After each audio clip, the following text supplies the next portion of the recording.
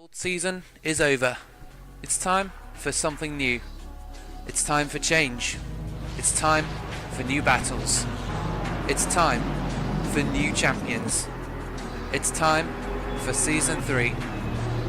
Welcome to HSR Motorsport.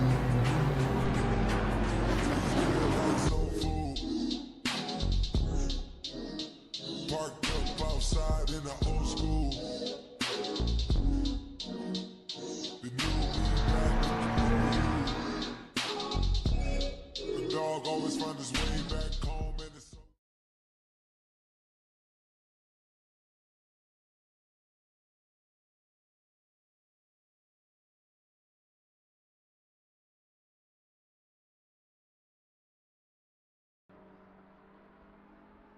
Hello and welcome to the HSR Motorsport GT3 Season 3 Championship. Today, you join us for round 2 here at Kyalami. This is a 4.5 kilometer long circuit, 2.8 miles and 16 corners. This track promises some excellent racing quality, some technical corners, some high speed straights. So tonight should be an entertaining race. We also introduce a new race format. Previously, we've only been doing 1 hour of practice, followed by 20 minutes of qualifying, and then 1 hour of straight racing. However, today, we split that race up into 2 30-minute sprints. Each sprint will be starting from where they each driver will be starting from where they qualified at.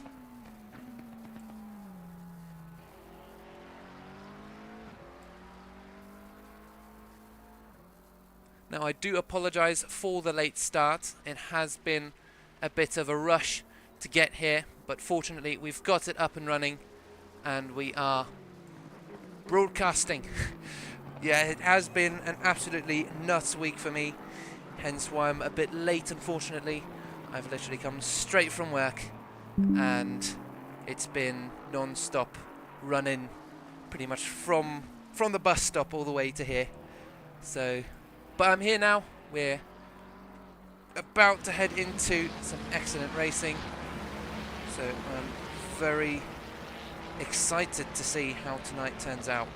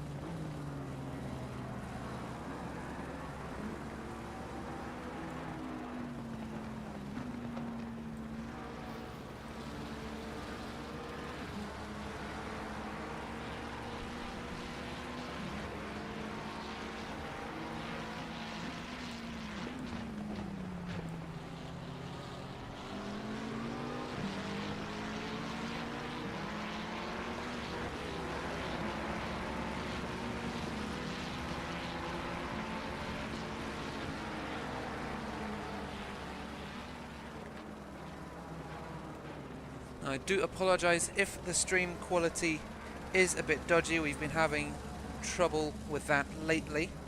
However, we are looking at a fix, and yeah, we'll just have to see what works and what won't. And the only way I will know if it is working or if it is not is if you guys let me know in the comments in the live chat. So do give me a shout if the resolution's maybe not running smoothly or the frames are dropping a bit.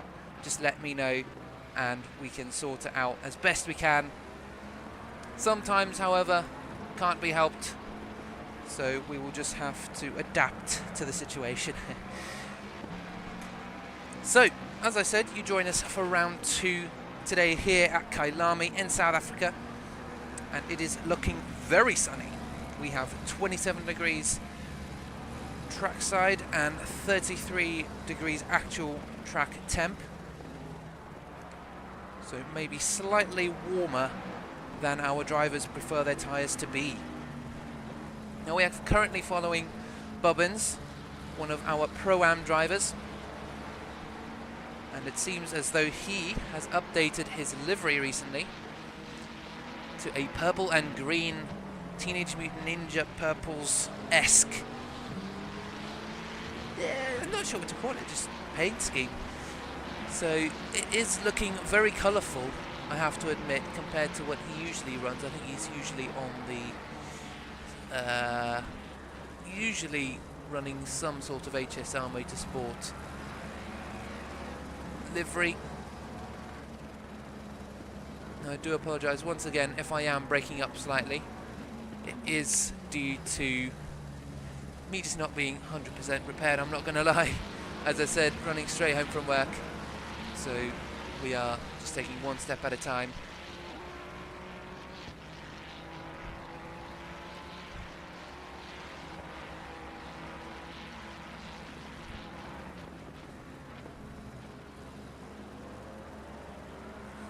Now, in terms of times, you can see that Craig Hewlett is up at the top, followed by Verbrew, and then finally Jackson.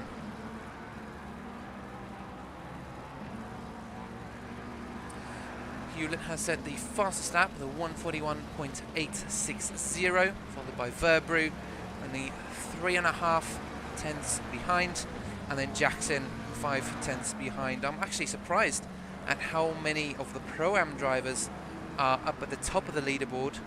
Usually the ratio of Pro-Am to Pro, or even Am to Pro-Am, is a little...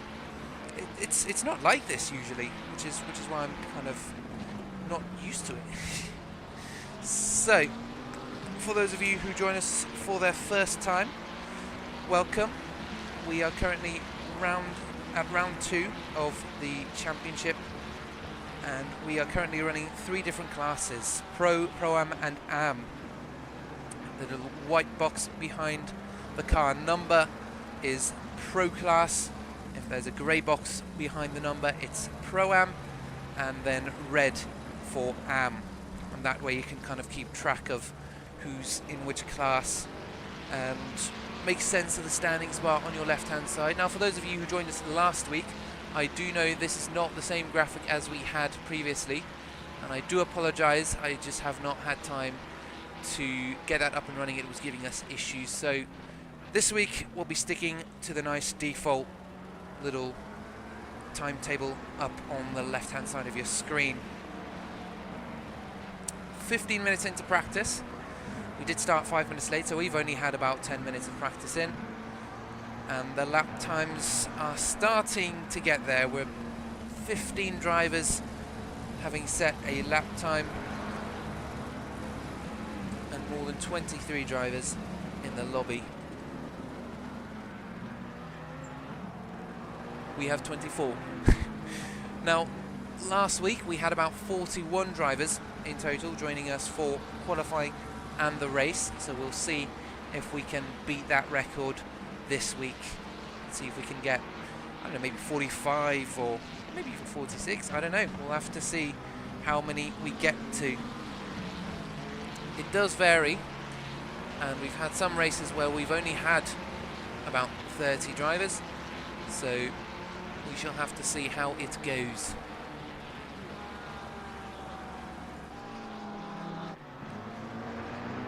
Let's see if we can have a little run around the track with Bubbins here. Our little onboard camera. And we've caught him at just about the right place now, coming across the start line. Turn 1 is a fast right-hander called The Kink, funnily enough, into a semi-hairpin type left-hander. Turn 2 Crowthorne, into turn 3 up ahead, right-hander of Yuxke Sweep, then into turn 5 the left-hander of Barbecue. A late apex, as a McLaren goes off in the foreground. We then have a long right-hander, Sunset, turn 6, before another long left-hander called Clubhouse Bend, turn 7. And once again, a slightly later apex than you would take on the other corners. Next up is turn 8 and 9, called the S's. Not typically as S as you might see, for example, in Spa or Suzuka, but it's called the S's nonetheless. Turn 10 is the Ukop, which translated from Afrikaans is lion head, down into turn 11, just the little kink coming up, and no, sorry, that was mine shaft. Now turn 12 is the long left-hander into the crocodiles. Turn 13, the right-hander there. The track just drops away from you before another right-hander. Oh, and the Ferrari ahead goes off through there. It's called the Cheetah, and then into the final corner, turn 16, called Ingwe. And we're back onto the starting straight.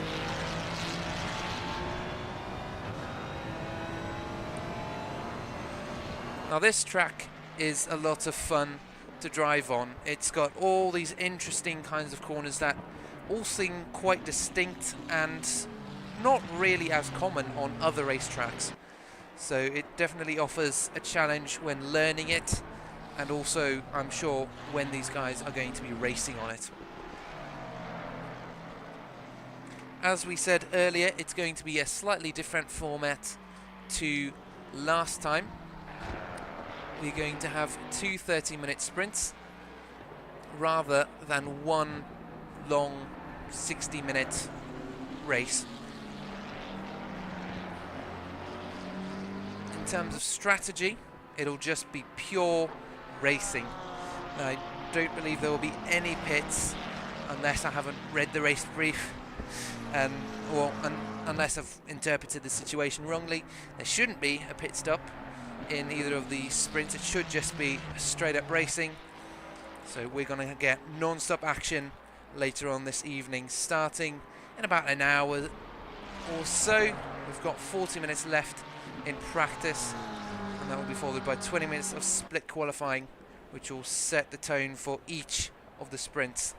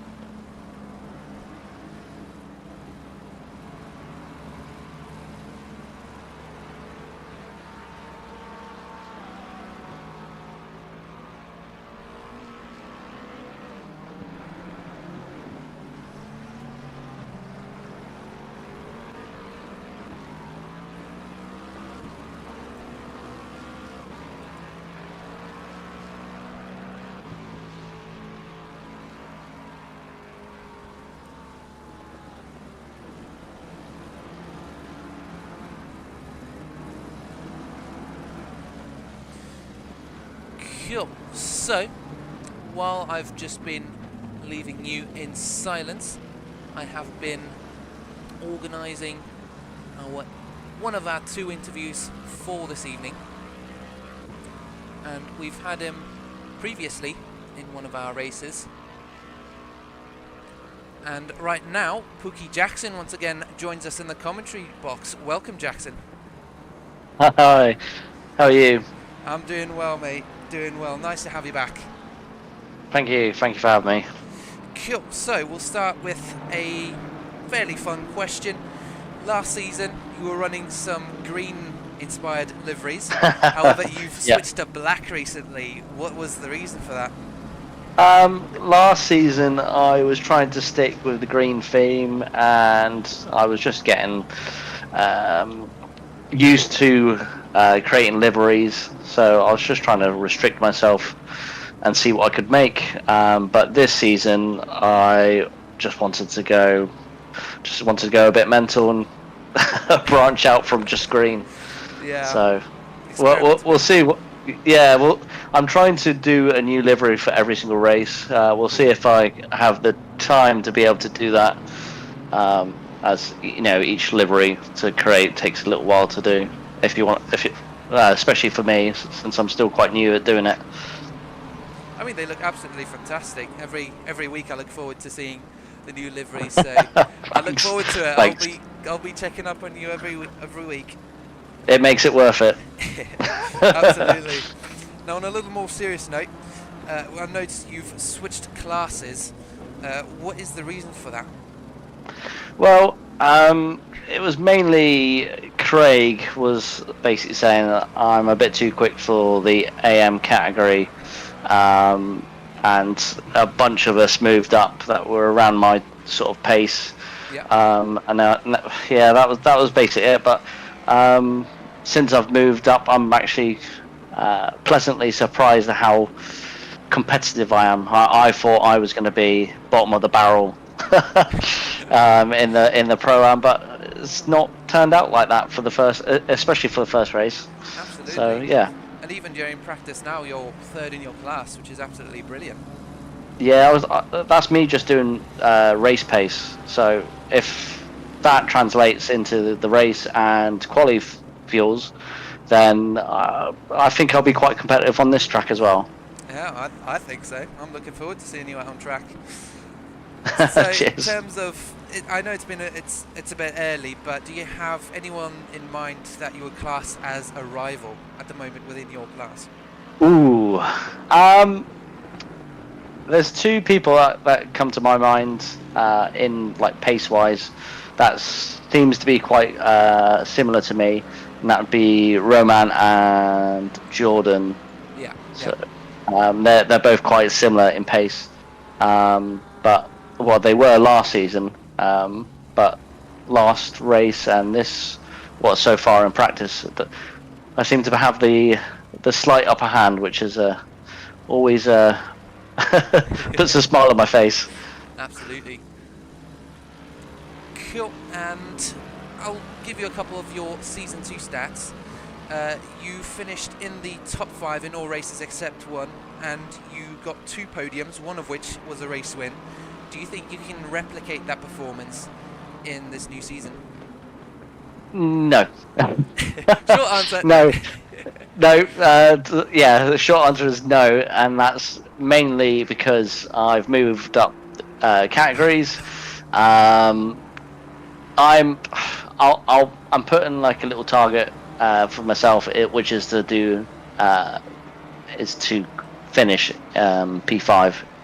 Yeah. That's my target for each race. So if I can do that, then I'll be happy. And I'm just trying to move away from the back end, which feel like I'm at currently, to sort of mid pack for the pro-ams. So that's my target, and I haven't got lofty ambitions and want a win or anything like that. Yeah. So I'll be realistic. I mean, you've literally just answered my final question. But I guess, yeah, it's always quite good to have expectations and goals to work towards. Where if you fall down the championship order and you pick up on that, you can kind of kick yourself back in and just do some work and try and improve. Yeah, I'll be honest. I don't really look at the championship and the standings. I look at my result at the end of each race, and then the next race is a clean sheet, and I'm back to trying to target that P5. Yeah. So that's the way I'm going to take it this season. That'll be my target, P5 or better every single race. But I don't think it's going to be achievable in every single race. But we'll see. Yeah. I mean, you could get 2 P5s today, and who knows, maybe even a podium. Let's see how this goes. Who knows? That would be great to get a podium at some point during the season. Hopefully towards the end, where as I'm getting more and more used to the game, because I've not done ACC that long. I started back in March. So I think last season was my first full season with any group. Oh, wow. So yeah, we'll see where the season takes me. Yeah, absolutely. But now that it's on record, I'll have to check up on you every race. I'll be reminding you after the race. Oh, didn't finish P5. What's going on? Oh, he hasn't done a new livery. Oh. Oh. I'll keep the pressure on off track as well. Yeah, cheers. Cool. I won't keep you any longer. You've got half an hour left to practice. Make the most use of it as you can, and good luck out there today. Yeah, will do. Thank you very much. And that was Jackson, who last season, as we said, he was in the AM class and he finished P2 in his class. And of course Craig decided, the big founder, the owner, the CEO if you will, of HSR, decided he's a little too good for his class, and he's moved him up to Pro-Am now, and that's where he finds himself. And as he said, he hasn't really been expecting to perform this well. However, as you see on the left hand side of your screen, he's currently P3 in his class, and yeah, I'm looking forward to seeing how he does throughout the rest of the season. We did see some good racing from him last season, just consistency. As we said, he has only finished outside of the top 5 in one race, and that was P6. So it wasn't that he finished last or anything like that, it was purely consistency.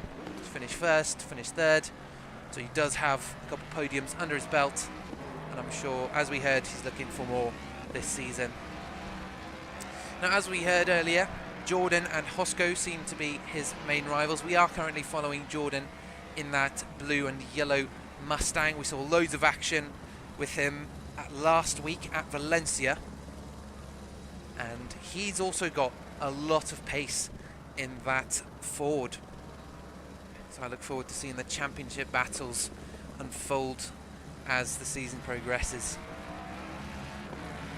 Now, another surprise Pro-Am driver is Verbrew, currently P6. He is in the pits at the moment, so we won't be switching to him. But he has been surprising us all this season. Last week he finished P3, and none of us really expected it. He was, unfortunately, his moment of fame during the Season 2 Championship was for being a catalyst in one of the biggest crashes at Bathurst Mount Panorama at round 5. However, he has managed to completely sweep us away, just with his pace, just with his racing technique, just with his racing style. Last week at Valencia he was battling the Vanyos for P2, and it was one of the most entertaining battles to watch on the grid throughout the entire race. So I'm looking forward to seeing how these Pro-Ams do. They are very closely matched. Now, I would have wanted to say the same for the AM drivers. Currently Warburton, Matthews and Huben leading the field there. But if you look at the times, Warburton P9 overall, Matthews P17 overall. That's quite a gap, unfortunately. Last season we had a very close battle for P2 in the championship in the AM class. However, literally the final race at Alton Park completely upended the tables. Sorry, upended, is that a proper way to say it? It's probably overturned. That's probably the better way to put it. Just say the words that come to my mind. Overturned the tables, as Zlatnik unfortunately missed out and lost the championship to Pfeiffer, who had been kind of preying on him all season long.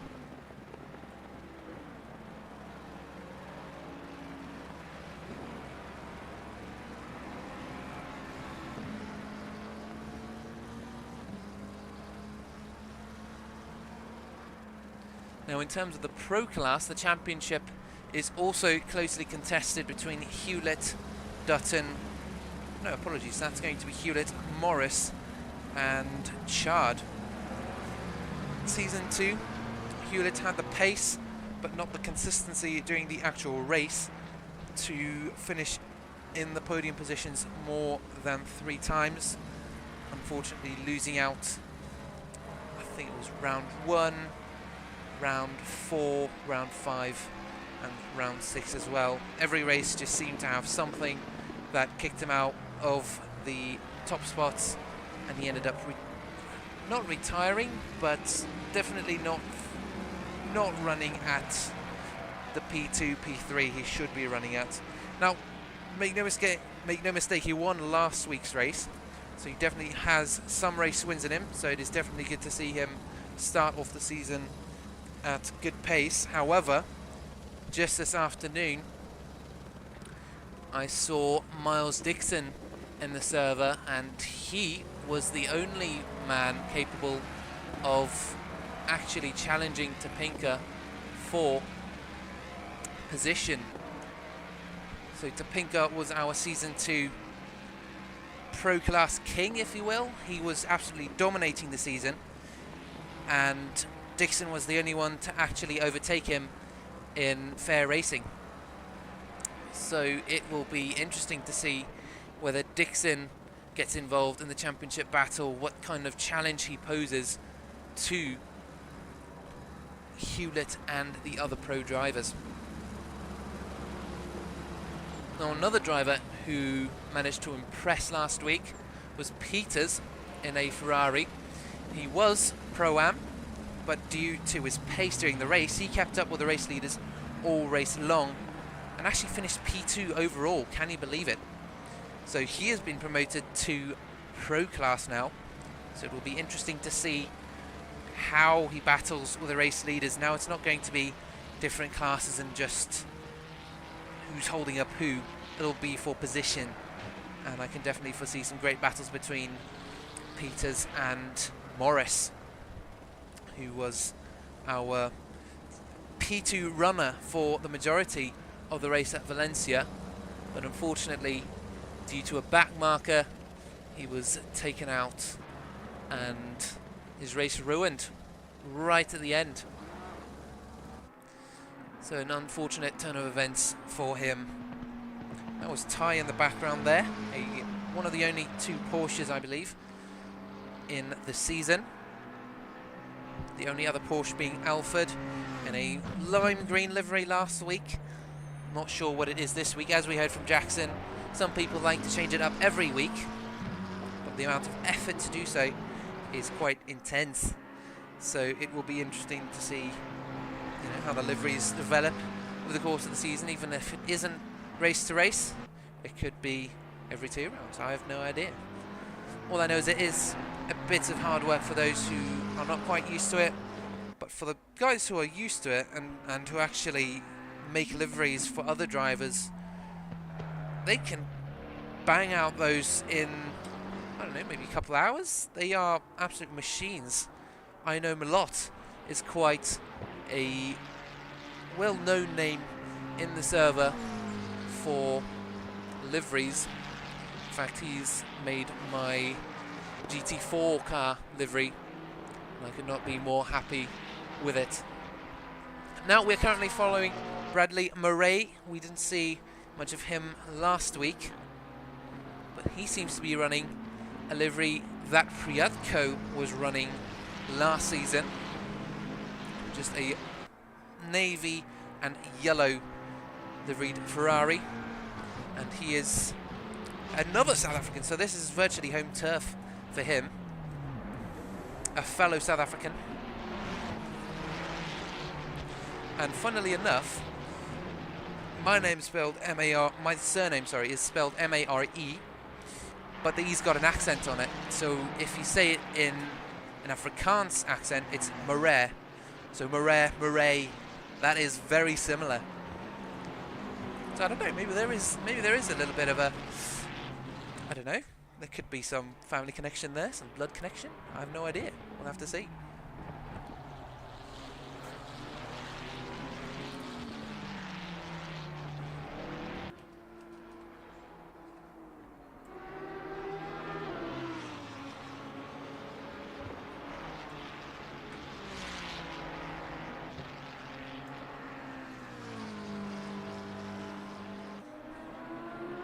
Now let's have a quick check on the times. Currently we have a front grid lockout in terms of times.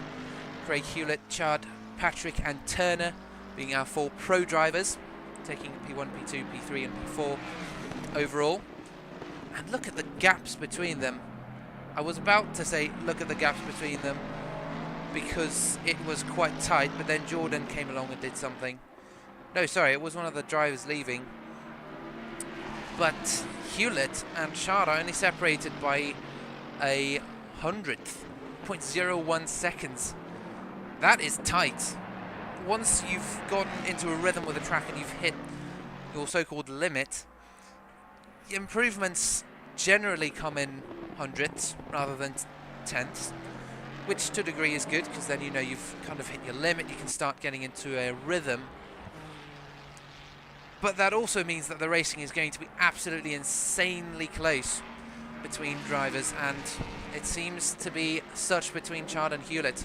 Now the thing is, during practice we can only speculate as to whether this is actual race pace or whether they are trying a quali setup.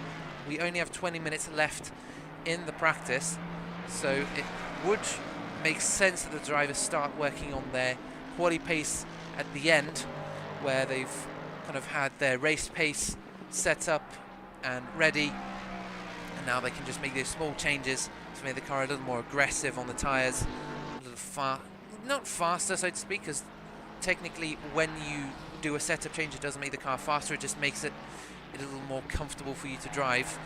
And for quali setups they tend to make it a little worse to drive. For some other reason that generates a little more speed. Being on the limit is the way to be fast. The drivers who manage to stay on the limit the longest and reach it the quickest tend to be out in front. So it was Patrick, you can see P3, Patrick and Turner are separated by 0.07 seconds. No, sorry, that's even closer, 0.007 seconds. Apologies. 7 thousandths separating P3 and P4 in both the pro class and the overall standings, if you will. So those gaps are really closing up now. Drivers are starting to put in their laps. They've got another 0.15 separation between Dutton and Booty in the pro class down in P7 and P8. Jordan suddenly slips up into P3 for the overall championship, or the overall, I should call it a championship really. I keep thinking overall, and I'm not sure what to call it, overall standings, I think. Overall leaderboard, that's it, isn't it? Yeah, so he's just bumped Patrick and Turner by a 10th. So, I don't know, maybe this is another driver who needs to be promoted to pro class. But then again, Jackson and Vebru are there. It's almost like a pattern. 2 pros, 1 pro-am, 2 pros, 1 pro-am, 2 pros, 1 pro-am, 2 pros, am pro-am, pro. Yeah, it's quite a nice little pack. Oh, and someone's Jackson. He just messed that up. Now he's up to P6. Well, I mean, kudos to him. To be fair, he's half a second off of Craig, and he's not far off of Jordan. Only a 10th behind. And then it's Verbru 2 tenths behind. So the drivers are starting to put in their laps now and really focus on the speed aspect of it. Maybe they're starting to work on the quality setups, let's say.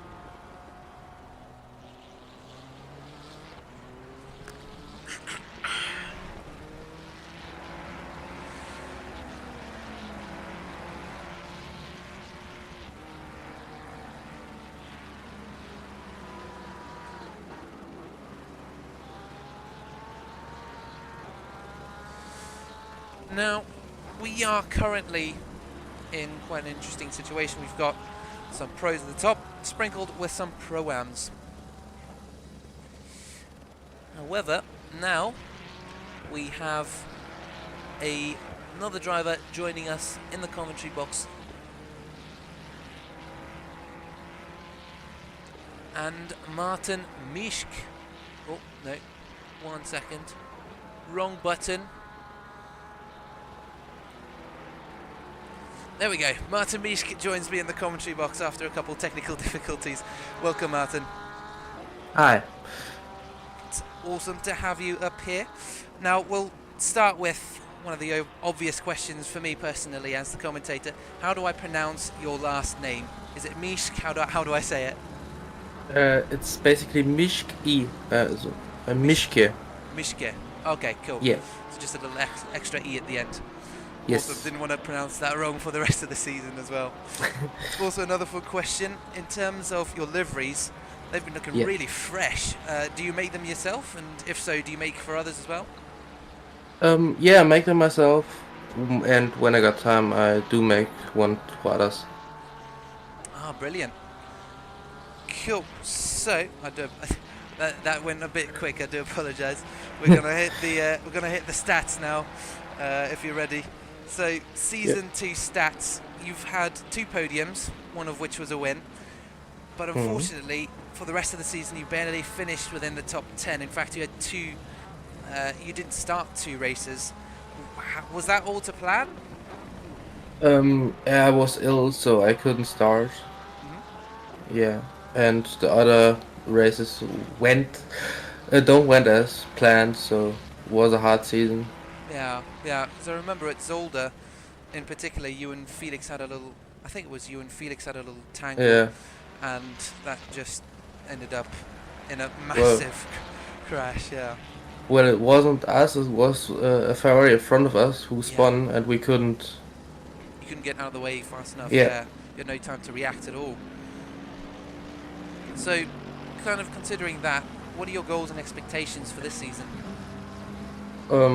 Finish better than last season.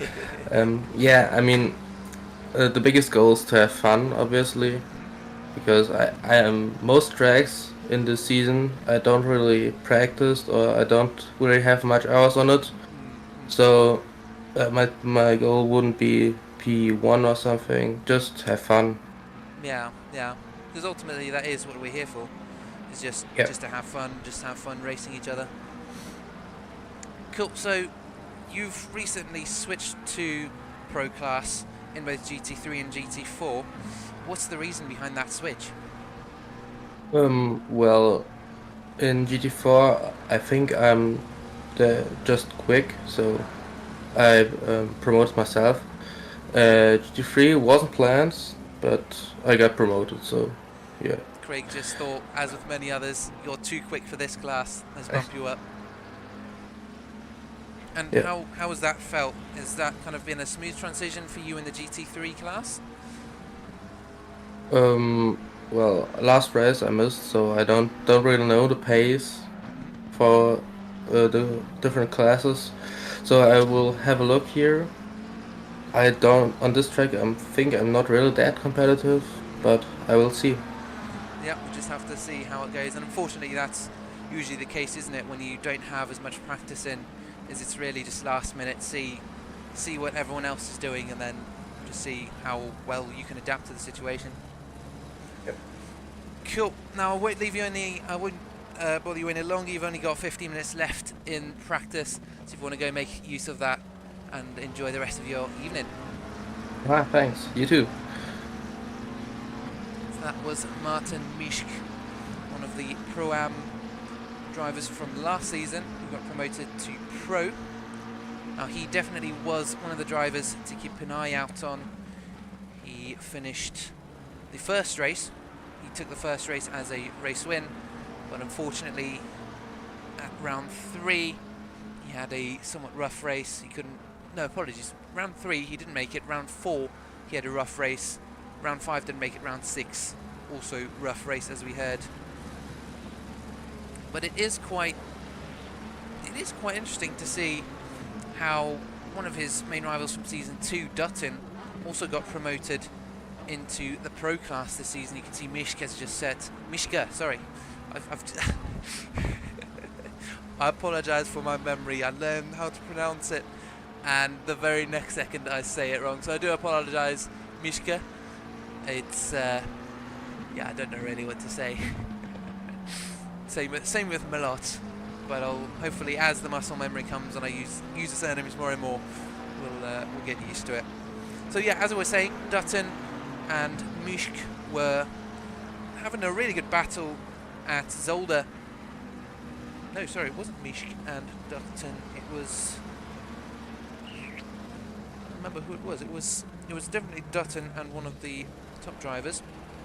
But Mishk definitely had pace during Season 2. That was unfortunately just marred by poor races, and of course, as we heard, just not being able to show up to some races. Now the drivers do have the option to opt out of races in order to save themselves some negative points, because if you do not notify the SimGrid kind of profile thing that you're not going to make it, then you get points deducted if you don't show up to a race without, as we said, without notifying. So drivers have the option to opt out, and that way they don't lose points. And unfortunately, that's where Mishk found himself. He did not start 2 races and failed to kind of withdraw from those races on SimGrid, and as a result, yeah, he had minus 10 points at the end. Now the leaderboard is starting to look a little more typical.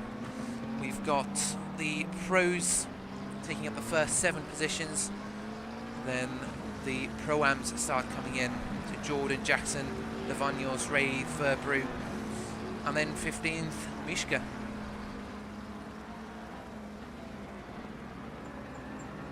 Now at the moment we have 37 drivers on the grid, with 10 minutes left in practice, so we have 10 minutes left.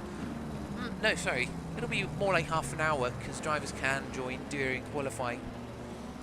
So we'll just have to see who joins, and if we maybe finally get a little more than 41 drivers.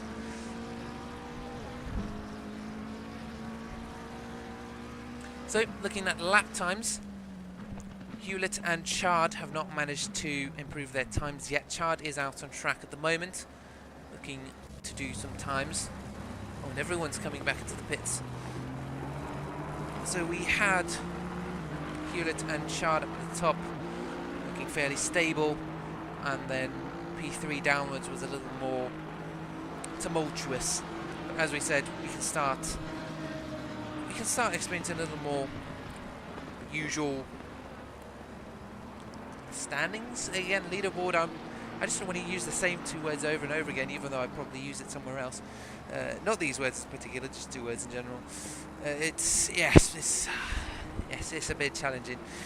Anyways, currently following Will Smith, one of our new drivers. We call him a rookie to the season, maybe not a rookie to racing.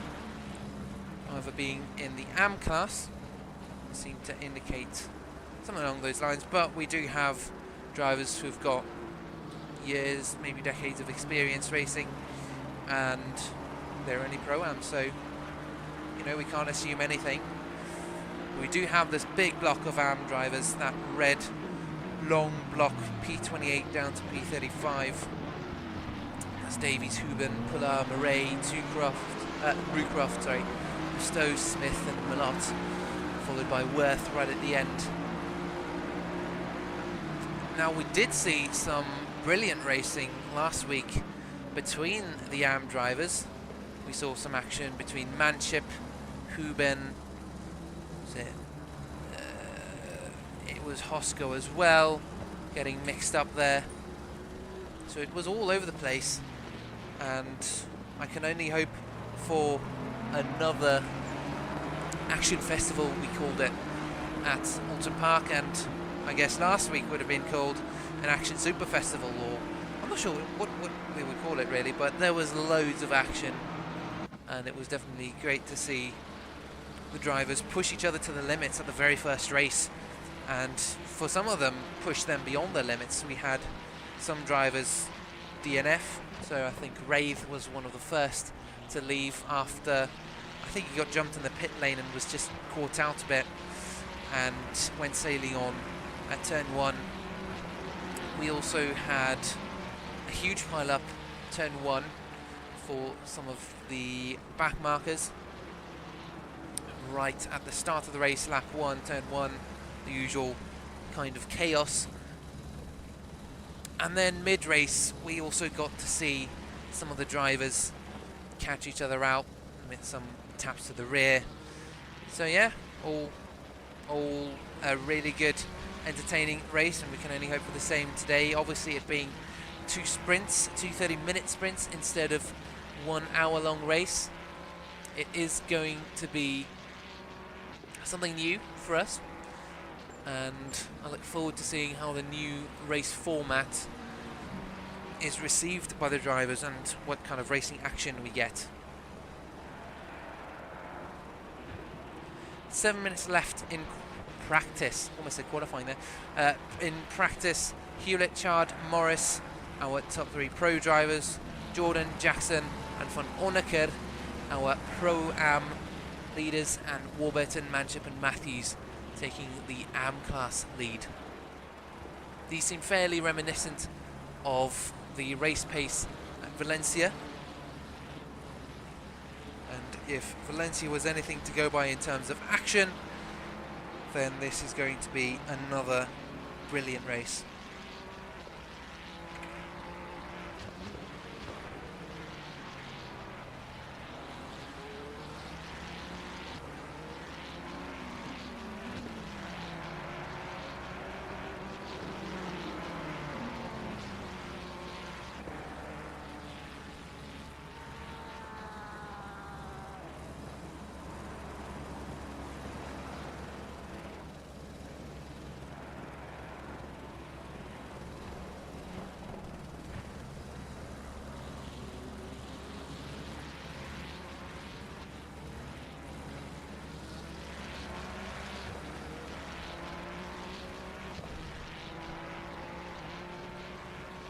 I do apologise if the practice commentary is not as interesting as the race. It is, unfortunately, one of the quieter periods during the stream, but as qualifying hits, it will pick up. We'll be following drivers as they try to set their fastest laps, as they start hot lapping, pushing their cars to the limit.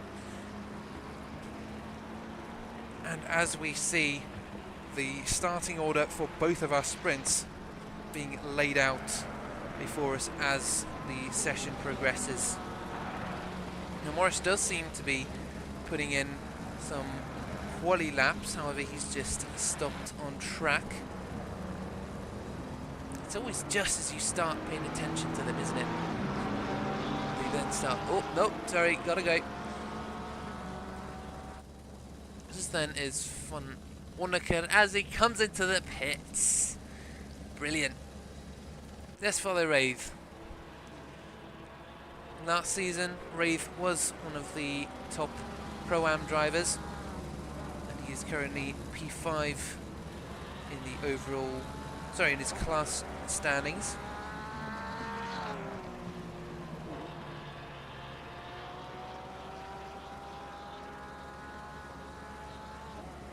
So I'm anticipating some consistent race results from this man as well. Now, Mishka has not managed to stay with the majority of the pro group. He's down in P17 at the moment, but Mouchard is down in P25. He seems to be struggling slightly in terms of race pace, if that's what he's been doing. If not, maybe he's been testing a setup. That's the thing I don't quite like about covering the practice sessions, is it's a lot of uncertainty. There's a lot of assumptions you need to make in order to get the commentary flowing. I mean, it gives us stuff to speculate about, to be fair. I mean, Warburton, P15, he's a ways ahead of Manship, so if that's anything to go by in the race and quali, then Who knows, we might get Warburton promoted up to Pro-Am. To make space though, it is a completely full championship, so if you want to swap out one driver, you have to swap them out for another, which will be quite interesting for our organisers to do. This is Ty, as we saw him earlier spin out through the second section of the track. And unfortunately we do have some contact listed between drivers. This one between 77 and 27. Let's have a quick look at that. This is now Peters on Rucroft, and a little tap as they come through the braking zone.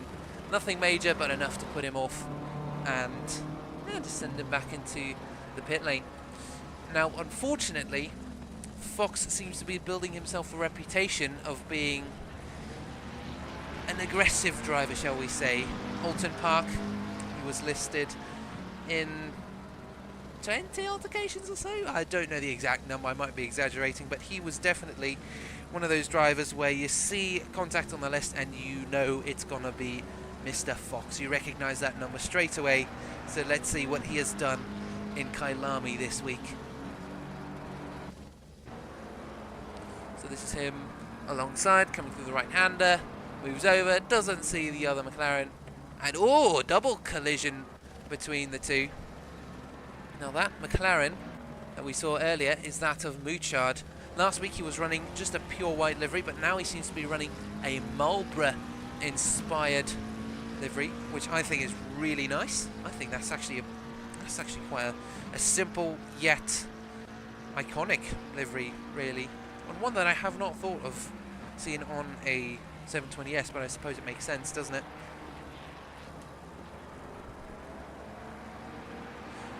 Now it does look like car 27 is involved in some other altercations. Roycroft involved with car 999. Let's have a quick look at that.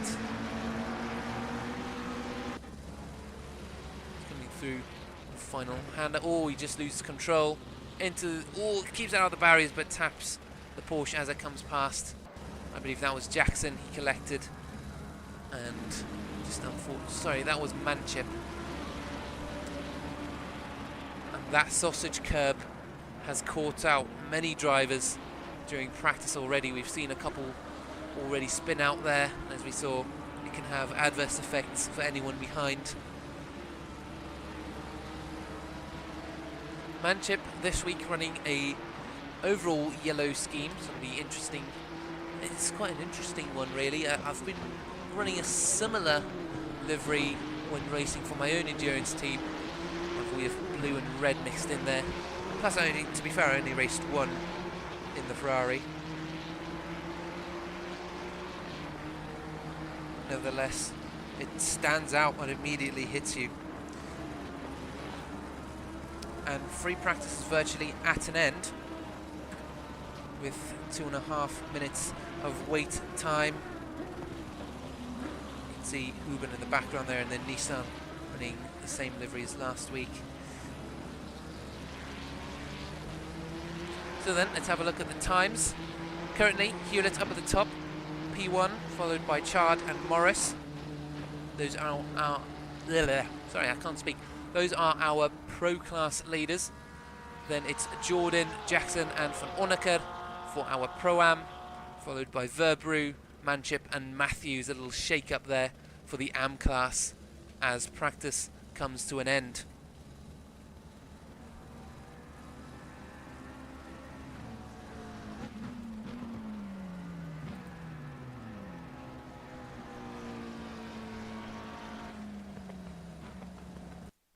Now we will be back for qualifying in just a moment, so if you've been watching us, then make sure to refill your water bottle, or if you've got a nice cup of coffee, go make another one, get some popcorn, get some snacks, get comfortable, and we'll be back in just a moment to see the start of our 20 minutes of qualifying that will set the stage for round 2 of the Season 3 Championship.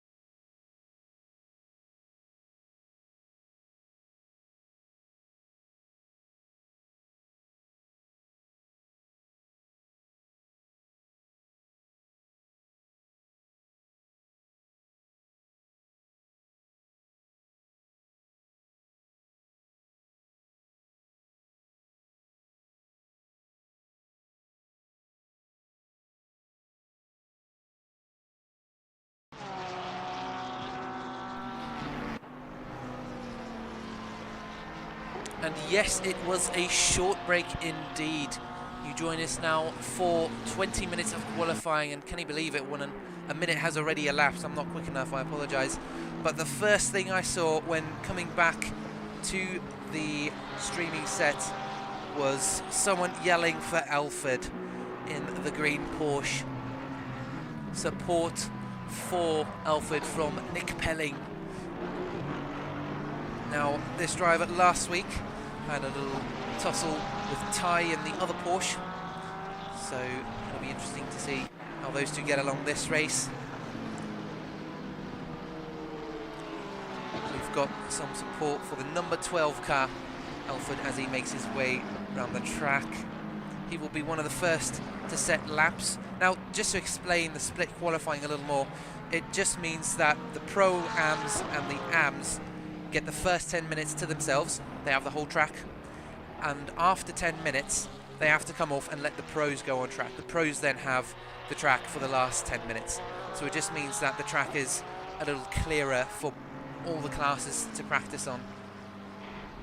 It also means there's just less conflict between the drivers, if you will. So this is Alfred now setting his flying lap.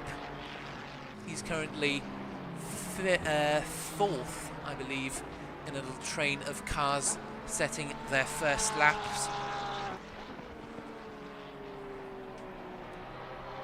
Also got support from Manchip, from Tony Picasso Man.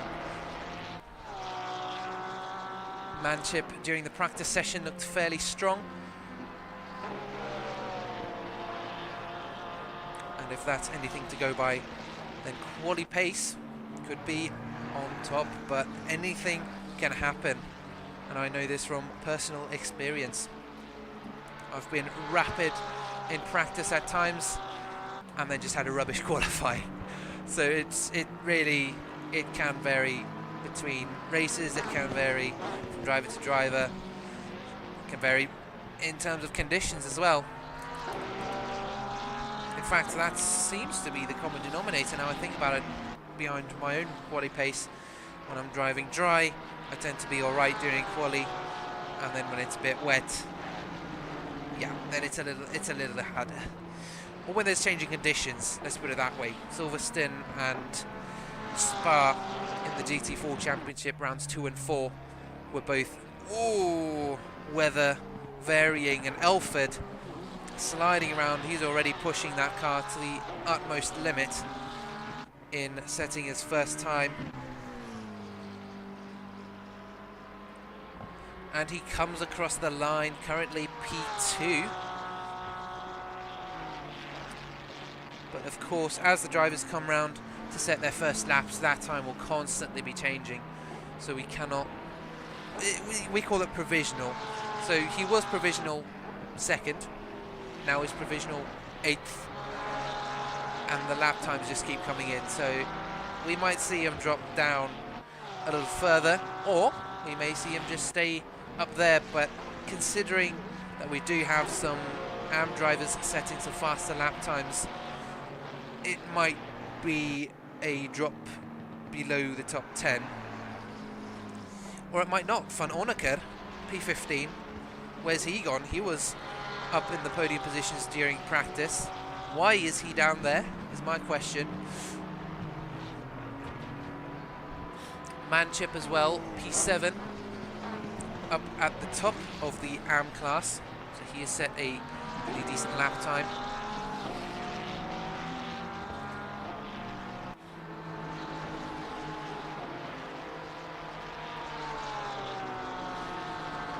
And of course, keep your support going for these guys. They really do appreciate it, and when they look back on it, when they watch the stream, they're going to be like, yes, I had some people rooting for me all the time. So this is Alfred then coming round for his second lap. Does he improve on his position? He's currently one of the lower Pro-Am class drivers. Does he improve his time? Unfortunately, no, he doesn't. P14 still for that green Porsche. Only 4 minutes left in qualifying. However, I can tell you who is at the top of the Pro-Am leaderboard. It's Lavagnos in the Aston Martin, currently with a 141.870. An absolutely rapid lap time, by the way. We saw Craig Hewlett setting a 142.8. However, the track temperatures actually still seem fairly stable. They seem almost identical to the previous ones. So Lavagnos upping the game. Verbrew and Jordan also 0.2 and 0.3 off of Lavagnos. So that is the Pro-Am class at the moment. Lavagnos taking provisional pole for his class, followed by Verbrew and Jordan. And then in the AM class, it's Manchip, Matthews and Davies who've been falling from those podium positions that he had during practice somewhat. And actually Malott has managed to put himself up into P16. That's quite a surprising result, considering he's usually right at the back. You can see how much Lavagnos is pushing to improve on his lap time and extend his lead. They've only got 1 or 2 laps remaining, so next lap will probably be...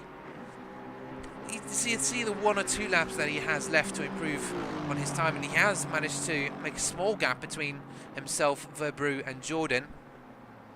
But he peels off to the side of the road. Let's follow Verbrew then in the McLaren.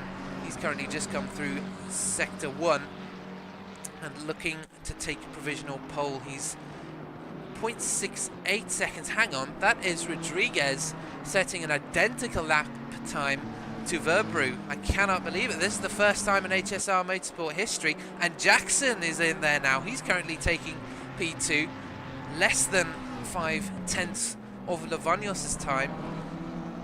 So it's really then Jackson, Verbrew, Rodriguez all fighting to take second, and if possible first, but that's going to be quite a big ask.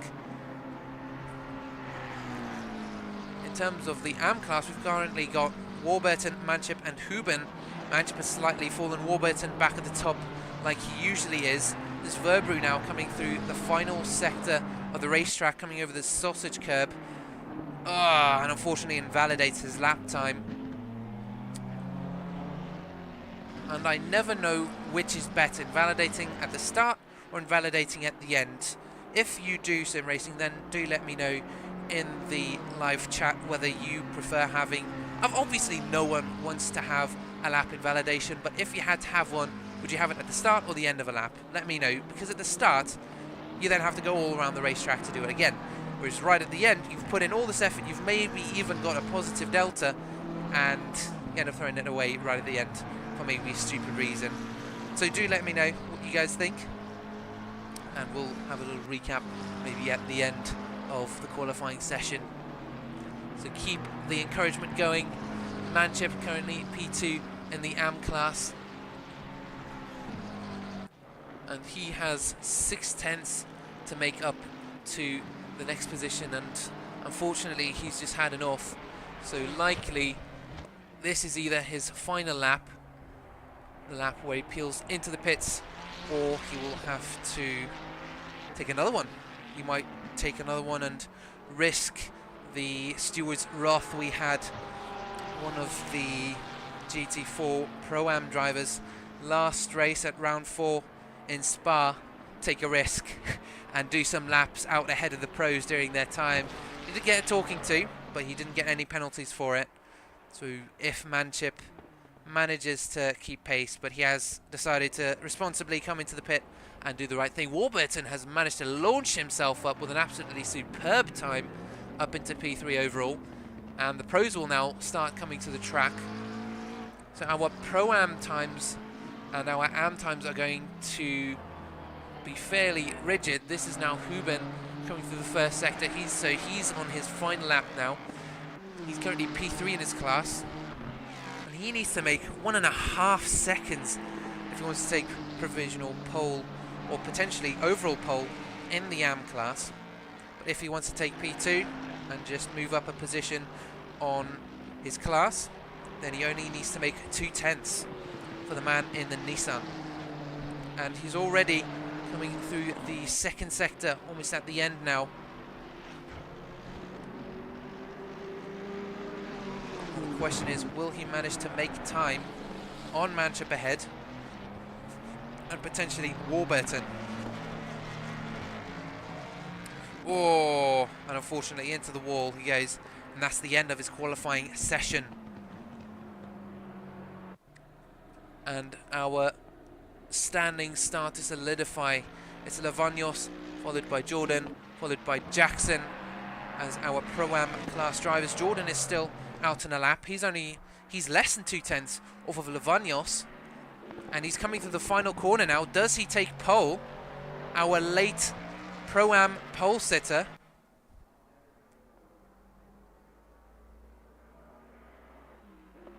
Oh, and unfortunately does not manage to improve. He had the potential there, and he parks it just on the pit lane exit. So then it's Lavagnos, Jordan and Jackson as our Pro-Am top 3 drivers, followed by Warburton, Manship and Huben for our AM drivers. The Pro Class drivers now hit the track. Mishka in one of his very colourful liveries. We saw it for the first time at Zolder, that fateful race where unfortunately he and Felix got taken out by a rogue Massaro spin on the exit of the chicane. All on YouTube if you want to go see that for yourself. And all of this will also be on YouTube at the end of the evening, so we have everything up there if you want to go and have a look for yourself. So then, Mishka, currently 3rd in a train of drivers setting their laps. 7 minutes to push their cars as hard as they can. The Mouchard also getting a little dusty in the background. Now, I do apologise if I don't get round to the live chat during qualifying and the race, because it's going to be the busiest time, so I'll have to concentrate on, first of all, talking. Believe it or not, I have to concentrate on that because I'm not a natural at it, but also at the broadcasting side of things. But aside of that, aside there, as you can tell, even though I'm focusing on, I still make mistakes. Okay, car 66, car 28, and then car 3 to set their laps. That's going to be Turner, then Booty, then Mishka.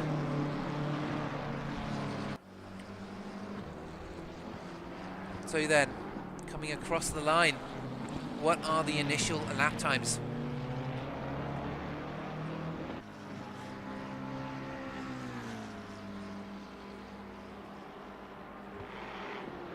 Apologies, that was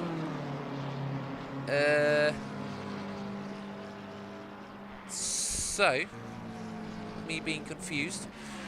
Patrick takes provisional pole for the Pro Class, followed by Peters, then Morris, then Mishka, then Dutton, Booty, Turner and Mouchard. Dixon just set his lap time 3rd fastest. Now, we did not see, I believe, a practice lap from the Brit, who last season was one of the strongest drivers on the grid. So it's good to see him back, but it will be interesting to see how him and Hewlett potentially tangle during the race. Chard sets a lap time. He's currently P3 over in the Pro Class. Peters and Morris, again, very closely separated. At Valencia, there was nothing between these two drivers, and it is a similar story here on pretty much the other side of the world, really. He's currently 10, how do I say this, 100th off of Peters, Morris. 2 Ferraris, car 14 and car 77.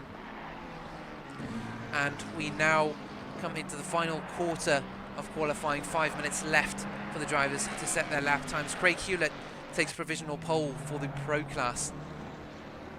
And again, only by 400ths. The racing is very close today. Patrick comes round to set a 2nd lap, but unfortunately does not manage to improve. In fact, he's dropping now. He's P4 in his class, P7 overall. At the moment, our top 3 for the Pro Class is Peters, Hewlett and Dixon. Peters taking provisional pole just a second ago.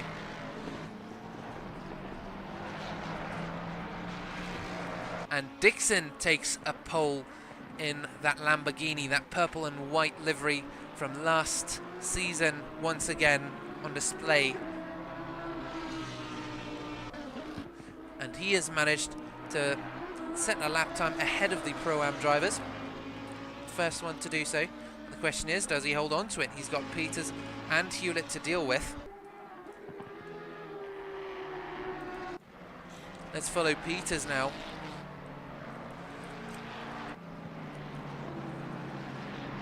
He's coming through the final section of the racetrack now. He's got Hewlett as his closest contender, only 200ths ahead of the other McLaren. And Hewlett is also just ahead, about to set his own lap time. 3 minutes remaining in qualifying, and we are seeing some interesting battles for provisional pole and for position on the grid. Hewlett just displaced by Booty, who is only 8 thousandths off of Peters. Does Peters manage to gap Booty slightly? Yes, he does, by about 2 tenths. So at the moment it's still Dixon, Peters, and then Booty suddenly slipping in there. He's also only 12 hundredths ahead of Hewlett. The qualifying is really close. In fact, the gap between Hewlett and Patrick, P6 and P7 overall, is only 3 thousandths. Incredibly tight racing, but it's nothing compared to the gap between Verbrew and Rodriguez in the Pro-Am class, who have set exactly the same time. Actually, I've also just seen that Morris and Turner, down P14 and P15 overall, have also set identical lap times. Morris in the Ferrari, and this is Turner now in the McLaren. And Turner is about to set a new lap time. So does he manage to improve and get ahead of the Ferrari? With only a minute and 30 seconds remaining, he maybe has time for only one more lap after this. And Morris also potentially only time for one more lap. And coming across the line, Turner manages to improve his time by, I believe, 4 tenths. So he is absolutely flown at the leaderboard, and he's coming to the pits now thinking that's all fine. Morris, on the other hand, is still out there setting a lap, coming through the right-hander now of the S's into Lukop, turn 10, the left-hander, and mineshaft, a little kink to the left. He'll be aiming to improve his times. He was up at the top at Valencia, and he only has about 30 seconds left to set his time. Likely he will aim for another lap, but if his tyres are worn or his fuel is gone, then this is potentially his final lap out, so he needs to make this count.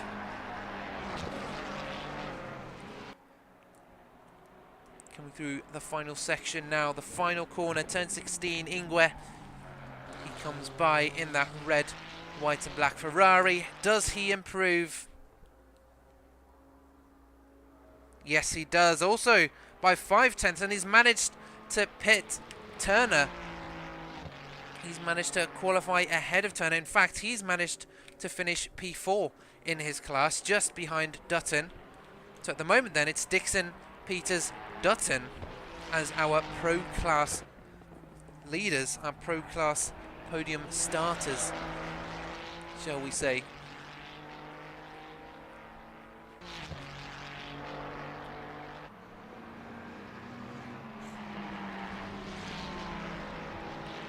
And Morris is seeming, he does look like he is taking another lap, and he is potentially the final driver to set a lap and potentially improve his time. Will he break into the top 3? He's just been displaced down into P5. Patrick taking P3 in the class. So let's see, he's approaching the final sector now.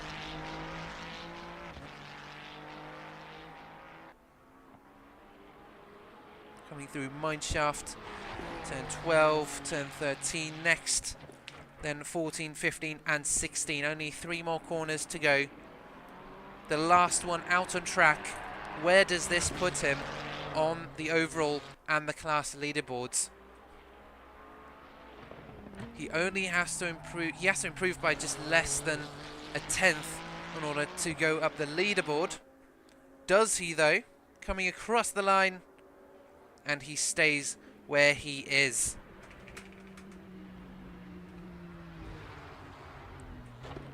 So then, that was qualifying for Kyalami. We have 2 30-minute sprint races up next.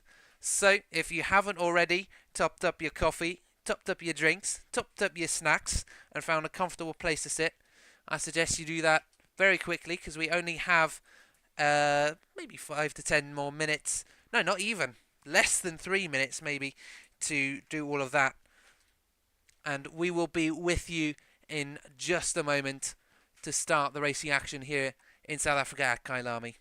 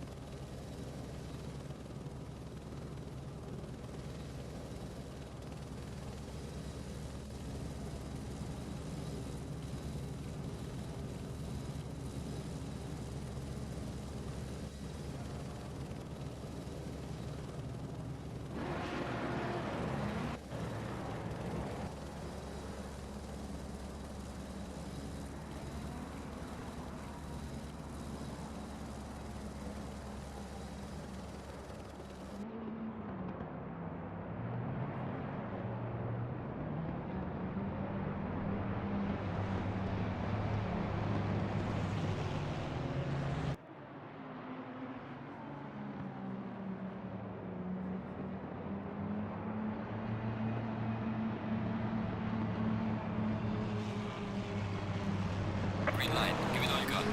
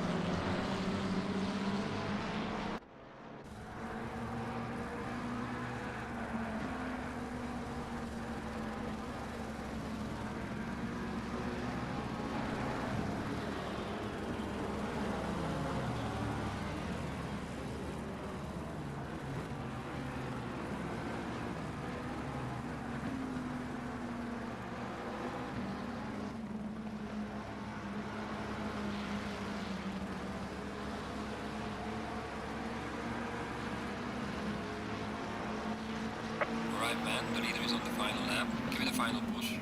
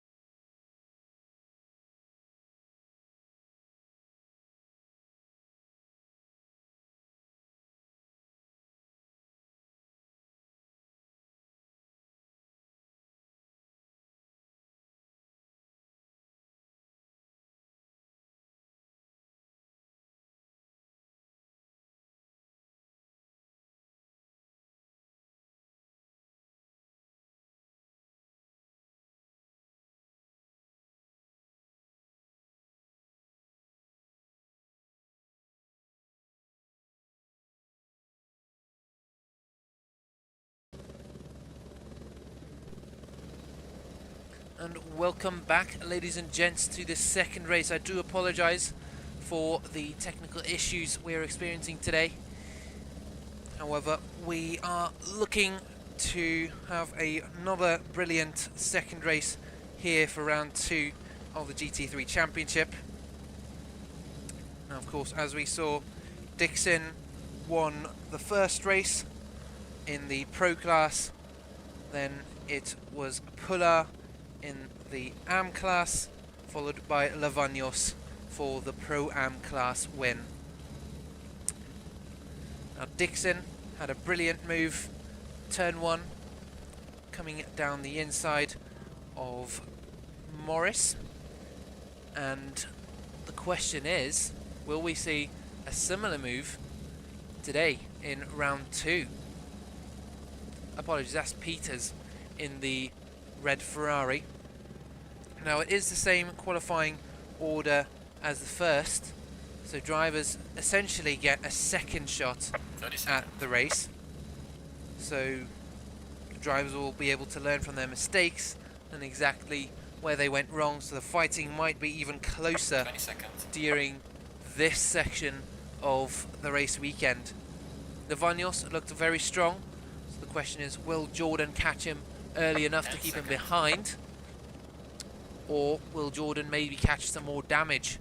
It was an unfortunate reality throughout the first race of the 2 30-minute sprints, but hopefully he will be up into the podium positions for the second. He had some good pace, unfortunately, just circumstance preventing him from finishing in a high position. 2 Mustangs on the right hand side. It's Patrick in the white Mustang. Coming around the final section then to start the second race, round 2 here at Kyalami.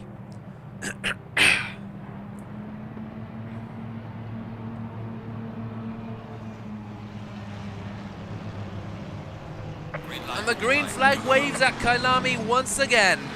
The engines come roaring past for a second time today, and Dixon has once again had a magnificent start. Peters defending as hard as he can, but Dixon is by into turn 2. Already we are seeing a similar story to race 1. An unfortunate turn of events for Peters then. He knew what was going to happen, and unfortunately it just happened. We've got the cars filtering through now, and there do seem to be some stationary cars. Car 8 is dropping rapidly. That's Brum at the back.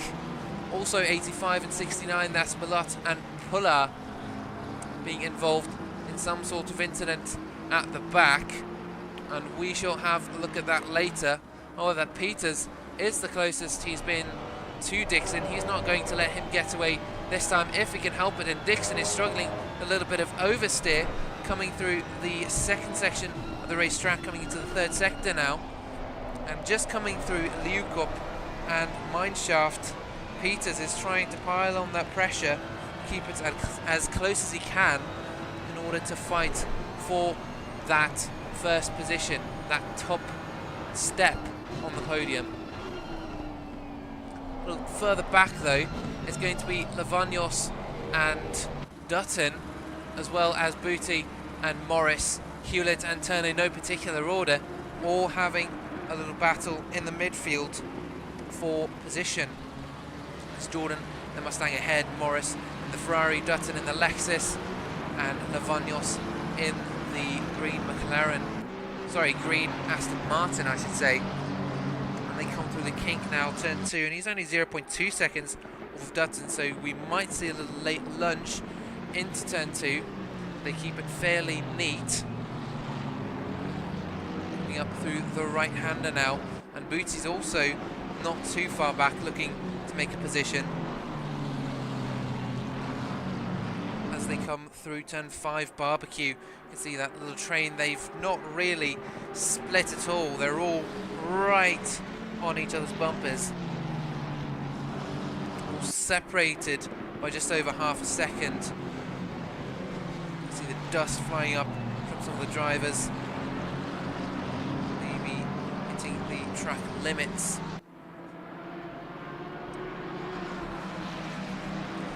This is the Vanyos in the green Aston Martin, maybe losing a bit of exit speed. This is Booty's chance in that black and yellow Ferrari around the outside. We saw a little move from Morris last race on Jordan coming through there, but to no avail. Booty stays behind, and the gaps start to grow now as the grid solidifies and everyone gets into their rhythm. Looks like Hewlett is not too far off Booty either. He's going to be waiting for a little mistake, just something to get him past. Coming into the final corner now, Navanios is a second behind that Lexus of Dutton. And Morris, in fact, is having a go at Jordan. The gaps are all very close now. Coming through the first section, you can see Jordan defending. There's Peters also defending. Coming into turn 2. And Peters has just lost out to Patrick up at the front of the grid. Peters, who seemed very strong throughout the first section, suddenly loses out to Patrick. Sorry, the double P's are catching me off guard now. As they came into turn 2, it was Patrick with a little move. Peters getting all out of shape, going a little wide through there. Or shall we say, just using the whole track. The danger is for Dixon to just run out ahead again if these two are fighting too hard. If they can work together somehow to catch Dixon, then there might be hope for a race win, but Peters does not think that's a good idea. Coming around the outside of Patrick, he's trying to get a little lip in there, just the nose of his car down the inside, but unfortunately to no avail. Coming down the inside, it's a massive lunge from Peters down the inside of Patrick, absolutely huge. And you can see Patrick is not quite happy with the way he handled that. Either that or he's thanking him for something, but that's not likely. Coming through the final corner then, a huge lunge from Peters to try and stay ahead of Patrick and close the gap to Dixon. It's still half a second, so there is still hope there. A little closer is going to be Dutton, Morris and Lavagnos, all fighting for P5 overall. There's a little move from Dutton down the inside of Morris coming into turn 2, but he just ends up defending from Lavagnos in the green Aston Martin. Hewlett in the foreground, losing the rear slightly on the exit of turn 2. And this train remains very close, and Peters is now actually only 0.2 seconds off of that purple and white Lamborghini. Dutton slightly out of shape. Lavagnos just waiting to pounce. He's being patient. Looks like Morris is having a run down the inside of Jordan, and they're hustling, and a little bit of a nudge there. Little scrap between the two, and they're still side by side coming into turn 10 now, and Dutton's looking to get involved. Morris around the outside of Jordan. Does he do this a second time in round 2? It seems like he has. Impressive overtaking skills from Morris, but he's still under threat from Jordan coming through the final, the penultimate right-hander of the circuit, and Dutton is also looking to get involved now. Dutton and Lavagnos actually, all three of them having a little battle. In fact, there's only 0.6 seconds separating Dutton and Booty, the Lexus and the Ferrari. The Ferrari's coming down the inside now, however.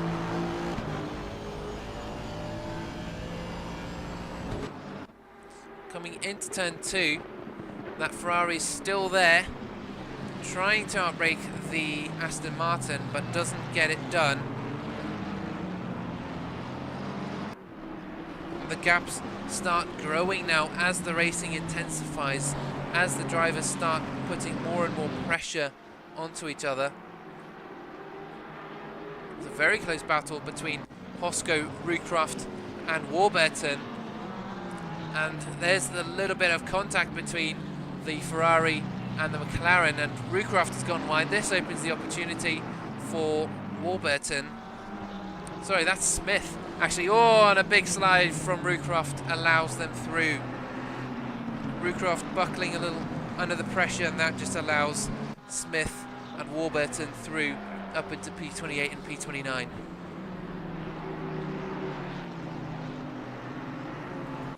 Ty van Honecker and Manship are the Pro-Am drivers battling for P4 in their class. This is Ty in the Porsche having a look down the inside of van Honecker into turn 10, and it's a beautiful overtake from the Brit in car 420.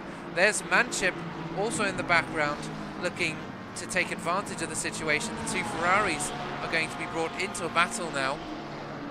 Van Honecker only 0.1. There's a look from Manship down the inside, 0.2. And that was a very interesting camera angle, and in terms of why I call it interesting is because we couldn't see exactly what was going on. We didn't know who was actually going for a massive dive.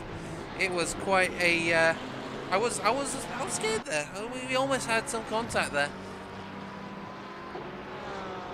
The gap out at the front is still very, very small. There's only 20 minutes left in the race. We're now a third of the way through our second race here at Kyalami.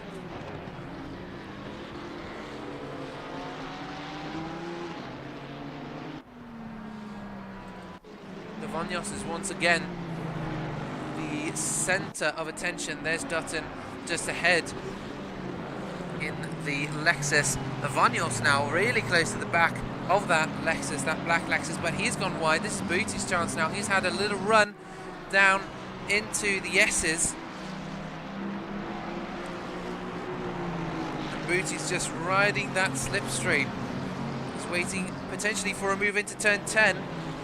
But he's just a little too far back. There's Hewlett in the background fighting Mishka. And Hewlett seems to have gone up a position, up into P9 overall now, and the racing is tight all across the grid. In fact, it's going to be Mishka, Turner and Verbrew. There's Mishka having a look down the inside of Hewlett coming through this final section now. Hewlett's losing out. Oh, and there's a bit of contact coming through the right hand of the sausage curb, and Hewlett's lost out hugely there coming across the track. Fortunately, no one collects the McLaren, but he is virtually stationary on the final corner and unfortunately loses out. A little altercation, a little collision, a little touch between Hewlett and Mishka coming through that fast right-hander. Verbrew is still having a battle. He's fighting with Turner. Turner trying to get past a Pro-Am being Verbrew, caught up in a pro battle.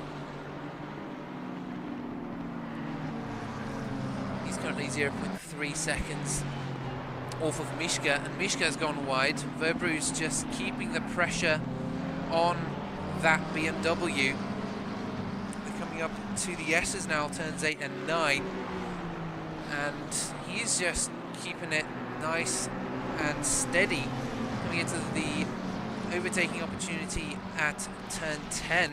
And there it is, a little dive down the inside. Mishka's given him enough space there, but unfortunately it's not enough for Verbrew. Verbrew not enough speed into turn 10. Through the left-hander now, he's 0.2 seconds off of the BMW. He's potentially setting up a move for the straight now into turn 2. Keeping the pressure on, hoping that Mishka makes a mistake and he can just slip by into turn 2. Then he has a little run down into that hairpin.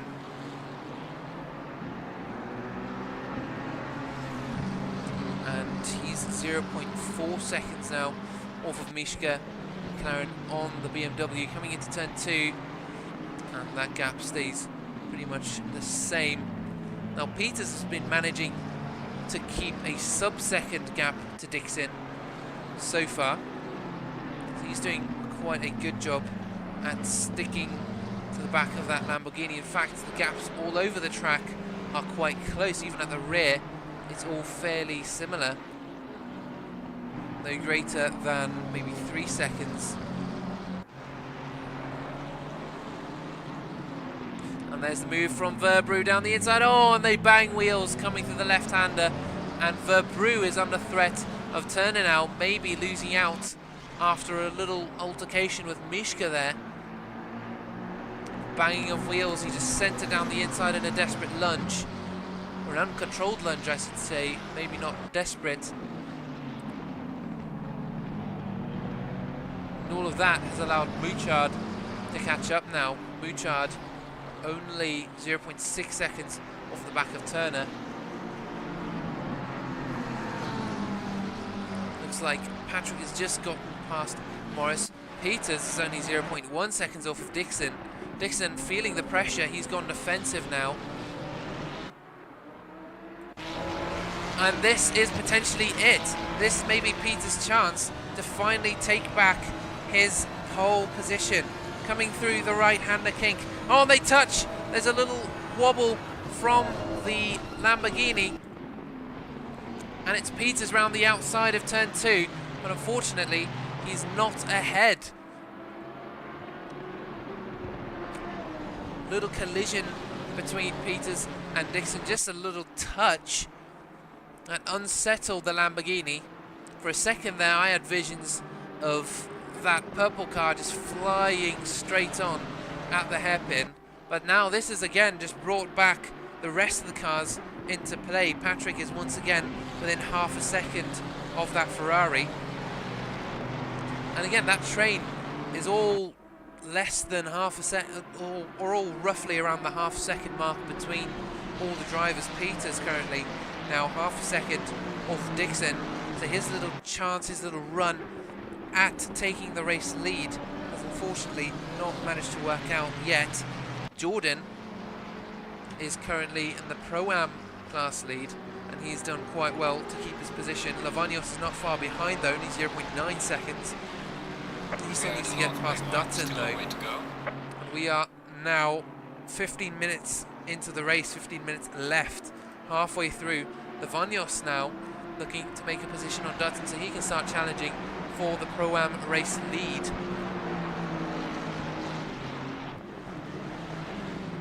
A green Aston Martin looking to get past the black Lexus at some point, potentially turn 2, and he seems to have had a rough exit.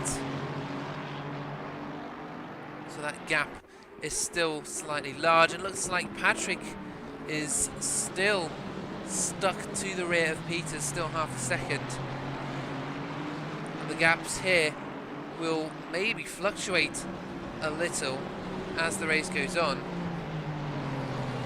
All across the track there is quite close racing. Patrick only 0.4 seconds off of Peters now.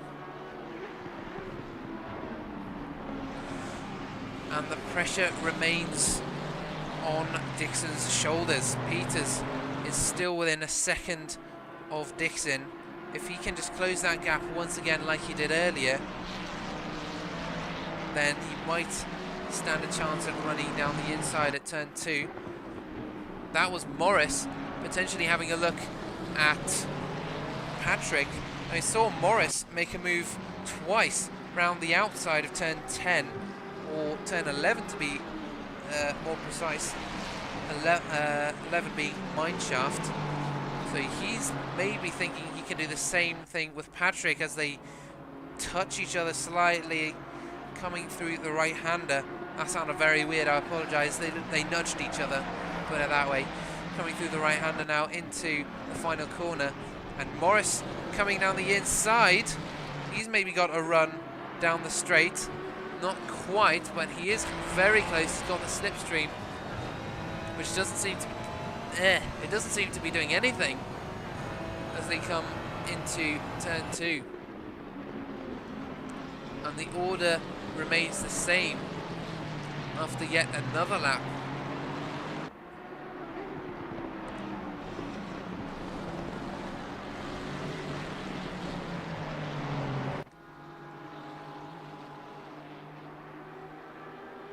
Now there is a developing battle for P2 in the AM class.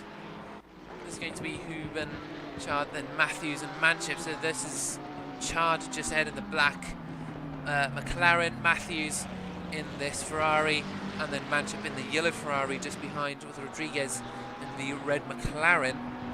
Worth has just lost out to Alford. The BMW is out to the Porsche. In fact, Worth has dropped 2 positions, so he's maybe at a rough section of track.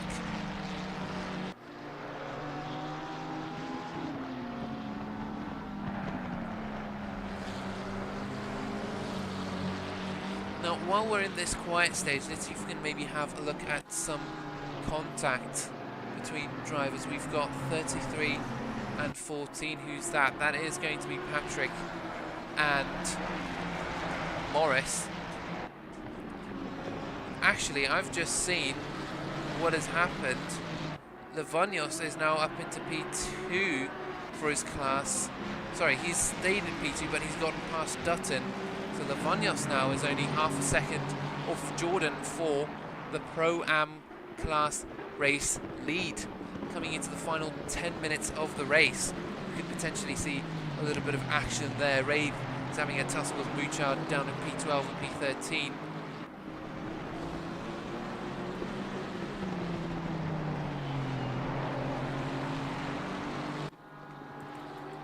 Car 33 then with car 14.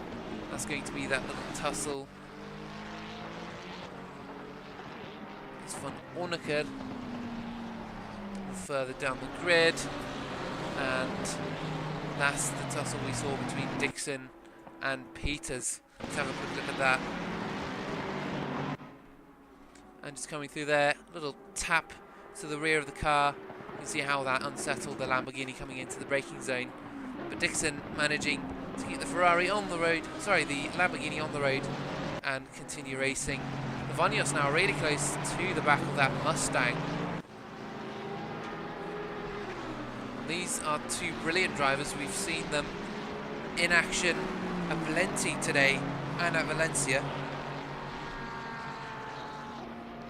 And Morris has just overtaken. Oh my goodness, that's Patrick facing the wrong way on track.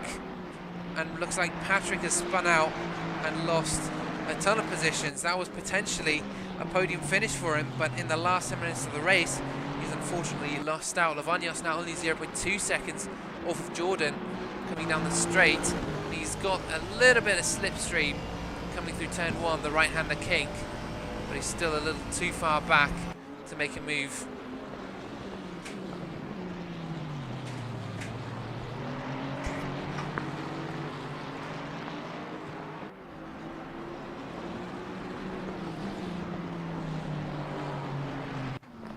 'em further back, this is now going to be Manship, Rodriguez and Matthews fighting for 18, 19 and 20 on the grid. Rodriguez in that number 95, or more specifically 93 red McLaren, and he seemed to have a little look down into turn 2 on Manship in the Ferrari ahead, Matthews in the Ferrari behind, also just waiting for a little opportunity. They're about half a second apart as well. Rodriguez getting a little out of shape on the exit through there. Looks like Booty is having a run at Dutton around the outside of turn 10 now through Liukop and then Mineshaft, and he's trying to get the switch back.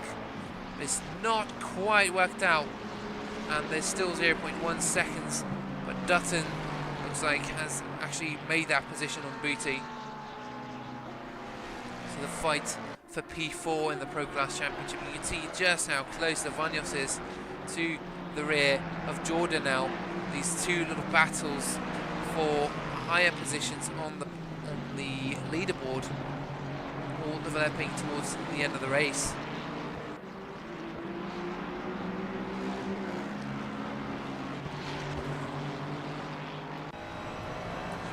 0.4 seconds between Booty and Dutton. Similar gap between Lavagnos and Jordan ahead.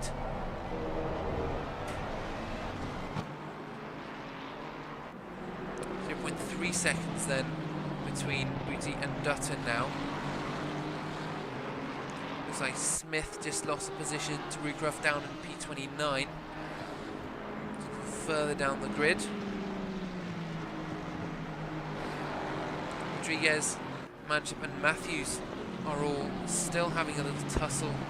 Rodriguez overtaking Manship now as we speak, and Dutton just keeping the pressure on Dutton, coming through the S's now, potentially setting up a move into turn 10 again, maybe. And no, he's just kept it fairly simple around the outside, just keep racing. We are coming into the final quarter of the race. Sorry, not the final quarter, it's got to be... Sorry, I can't do math at this point in time. We've got 6 minutes remaining. It's much easier to say that. 6 minutes remaining in the second race for round 2. There's a big battle now between Smith, Brum and Rucroft now, down in P29, P30 and P31. Brum and the McLaren fighting with Rucroft now. Rucroft coming down the inside. There's a Mercedes of Davies also getting involved, and that's Rucroft and Brum coming together through the right-hander of Sunset. And Davies now also getting involved. This little battle of AMs and Pro-Ams. Davies alongside, and they bang wheels similar to what we saw earlier. That's Davies up a position now.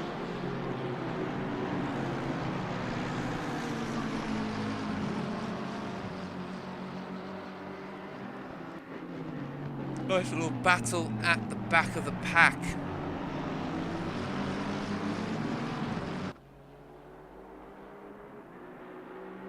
And there's Davies having a look at Brum. And he's still just not close enough. Going right out to the side of the track. And does he take out Rucroft? No, he just about keeps it out of the blue McLaren. Davies going slightly off track there. Little detour. Can't drive there, mate. Meanwhile, back up in P6 and P7, Dutton and Booty only 0.3 seconds apart yet again. We seem to be going everywhere and then coming back together for this little battle. Dixon has managed to gap Peters now by 3.5 seconds now.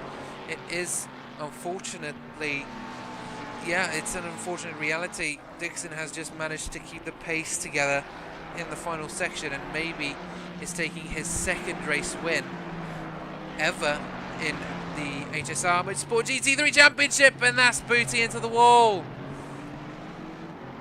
Booty in the last 5 minutes of the race, losing it on the sausage curb like so many other drivers during practice and qualifying. And unfortunately, that Ferrari, though smug it may look from the bumper, the driver inside is definitely not feeling the same way that Ferrari looks. A skew little smile from the spoiler, from the splitter, sorry, on the front of that Ferrari does not represent the views of the driver inside the Ferrari.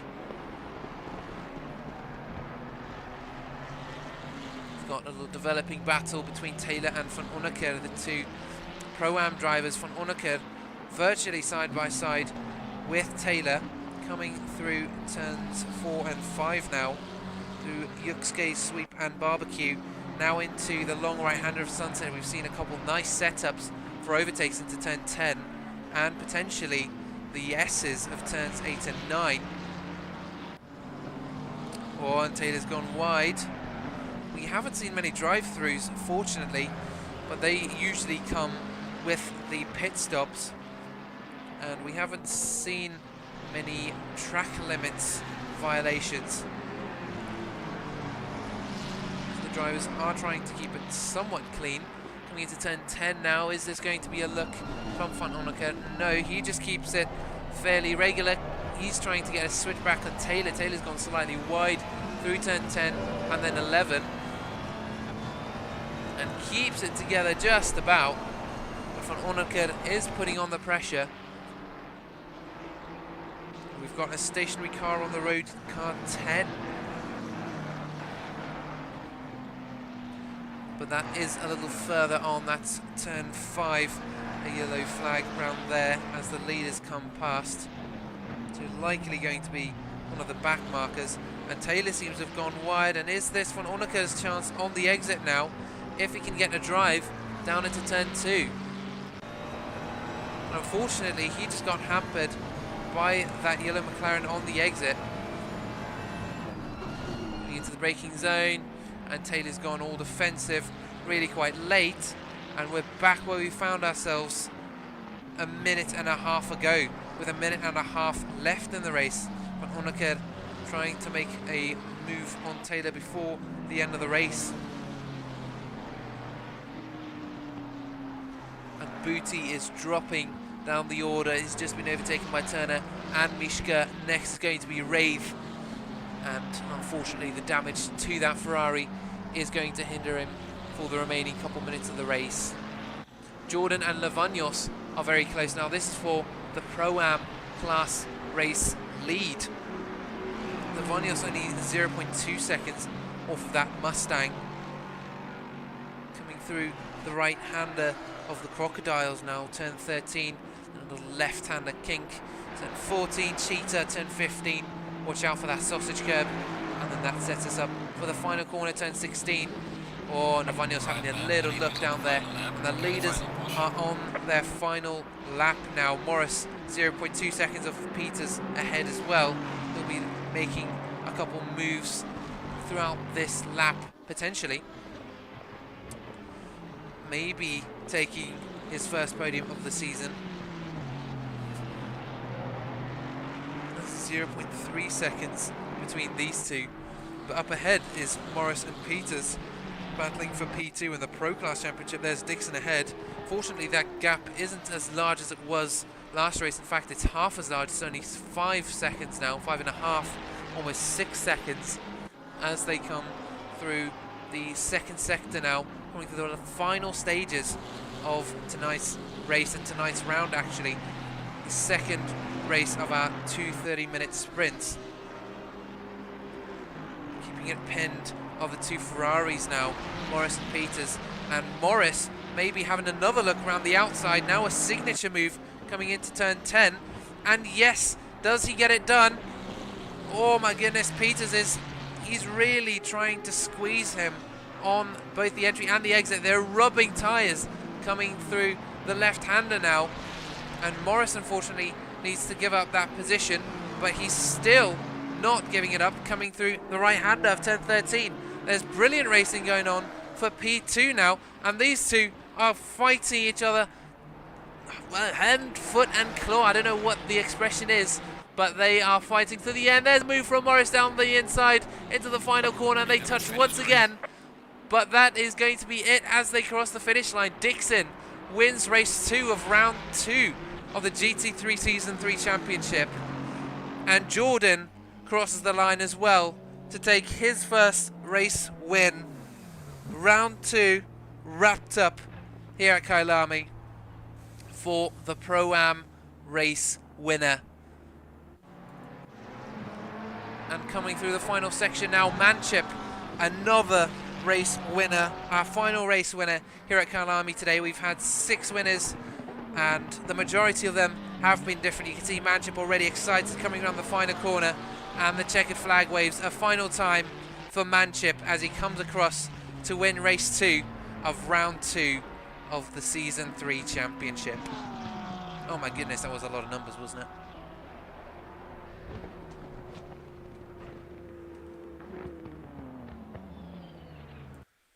And a race hampered by technical difficulties. However, the action has been as good as ever. Our first time doing a new format, 2 30-minute sprint races instead of the usual 1-hour races, and it has been entertaining to say the least. Join us next week again, 7 PM BST British Summertime, here on the HSR Motorsport, either YouTube channel or the Twitch channel, however you prefer to watch. And join us for round 3 of the GT3 Season 3 Championship. Have a good night, and we'll see you then.